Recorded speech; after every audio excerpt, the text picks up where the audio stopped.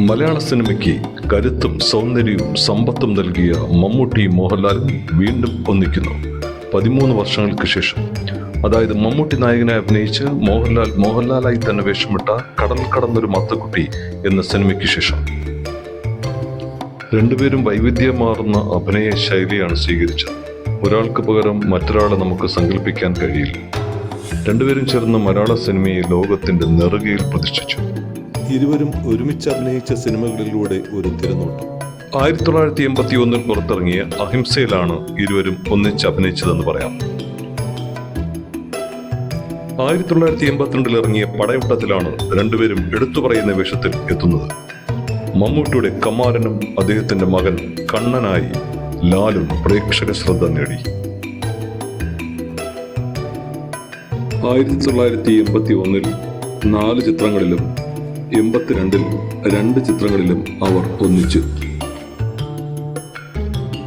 1983 13 ചിത്രങ്ങളിൽ അവർ ഒരുമിച്ച് അഭിനയിച്ചു.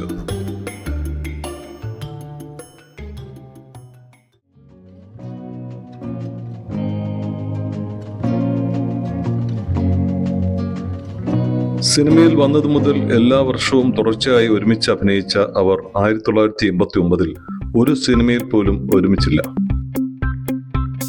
പിന്നീട് അപൂർവമായി മാത്രമാണ് അവരുടെ കോംബോ ഉണ്ടായത്.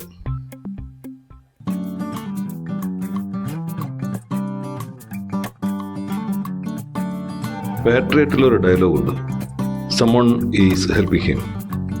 സത്യത്തിൽ അവരുടെ സിനിമാ ജീവിതത്തിൽ അവരുടെ വളർച്ചയ്ക്ക് രണ്ടുപേരും പരസ്പരം സഹായമായിരുന്നു.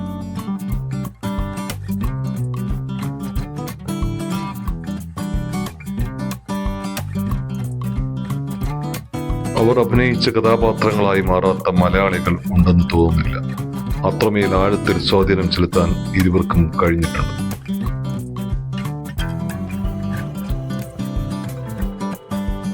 ഞങ്ങളുടെ സൗഹൃദം തുടങ്ങിയിട്ട് ഇന്നേ വരെ ഡാനി എന്നോടൊരു സഹായം ആവശ്യപ്പെട്ടിട്ടില്ല.